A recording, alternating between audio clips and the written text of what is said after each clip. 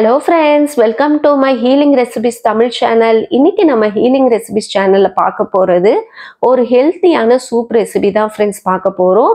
இந்த soup recipe பாத்தீங்கன்னா நம்ம ரொம்ப பலவீனமா இருக்கும், கை கால் வலி மூட்டு வலி இருக்கிறவங்கலாம் தாராளமா வச்சு சாப்பிடலாம். ரொம்ப சிம்பிளா இருக்கும். இது அப்படியே நீங்க சாப்பாட்டுல குழம்பு மாதிரி போட்டு பிசைஞ்சு சாப்பிடலாம். அது மட்டும் இல்லாம நான் இன்னைக்கு பீஃப் வச்சு தான் பண்ணியிருக்கேன். சப்போஸ் உங்களுக்கு பீஃப் வேண்டானா இதே ரெசிபியை நீங்க மட்டன் எலும்பு வச்சு கூட செய்யலாம். வாங்க இதை சிம்பிளா எப்படி செய்யறதுன்னு பார்க்கலாம்.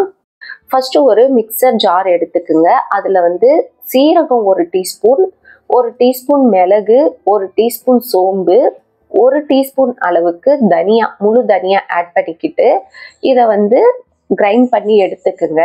இப்போ ஒரு குக்கர் எடுத்துக்குங்க. நான் இன்னும் ஸ்டவ் ஆன் பண்ணல. அதுல ஒரு வெங்காயத்தை பொடியா கட் பண்ணி சேர்த்துக்குங்க. கொஞ்சமா கருவேப்பிலை, ஒரு பச்சை மிளகா, ஒரு தக்காளி, ஒரு துண்டு பட்டை,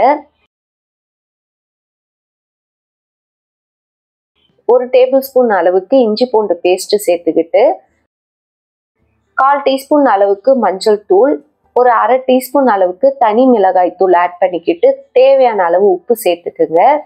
இப்போ நான் இன்னைக்கு பீஃப் தான் ஆட் பண்றேன். நீங்க இதுல என்ன நான்வெஜ் வேணாலும் நீங்க ஆட் பண்ணிக்கலாம், உங்களுக்கு விருப்பமானது. நான் பீஃப் எலும்புலாம் ஆட் பண்ணியிருக்கேன். அதை ஆட் பண்ணிட்டு நம்ம ஆல்ரெடி க்ரஷ் பண்ணி வச்சோம்ல பவுடரு, அந்த பவுடரையும் இப்போ இதுல ஆட் பண்ணிக்கலாம்.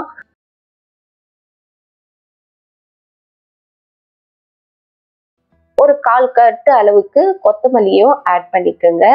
இது கூடவே ஒரு டேபிள் ஸ்பூன் அளவுக்கு எண்ணெய் ஆட் பண்ணிக்கிட்டு தண்ணி, தேவையான அளவுக்கு தண்ணி ஆட் பண்ணிக்கோங்க. நான் ஒரு கப் அளவுக்கு தண்ணி சேர்க்கிறேன். அதிகமான தண்ணி வேண்டாம், கறியில இருந்தும் கொஞ்சம் தண்ணி வரும்.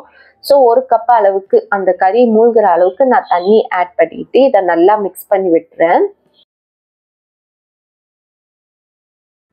இப்போ இதை குக்கர் மூடிட்டு கேஸை ஆன் பண்ணிடலாம்.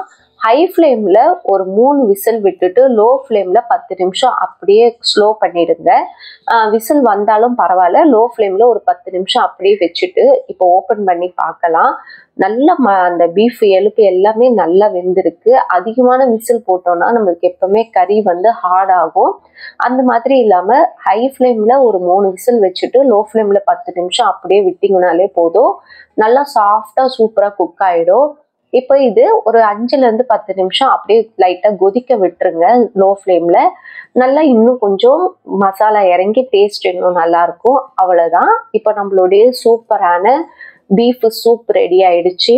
சப்போஸ் உங்களுக்கு பீஃப் பிடிக்காதுன்னா நீங்கள் இதுக்குள்ள மட்டன் ஆட் பண்ணிக்கலாம், சிக்கன் எலும்பு, மட்டன் எலும்பு இதெல்லாம் நீங்கள் ஆட் பண்ணி இதே மெத்தடில் ட்ரை பண்ணி பாருங்கள். இது மேலே கொஞ்சமாக கொத்தமல்லி போட்டு நம்ம சர்வ் பண்ணிடலாம். ரொம்ப ஆரோக்கியமான இந்த ரெசிபி உங்களுக்கு பிடிச்சிருந்தா மறக்காம லைக் பண்ணுங்க, ஷேர் பண்ணுங்க, சப்ஸ்கிரைப் பண்ணுங்க.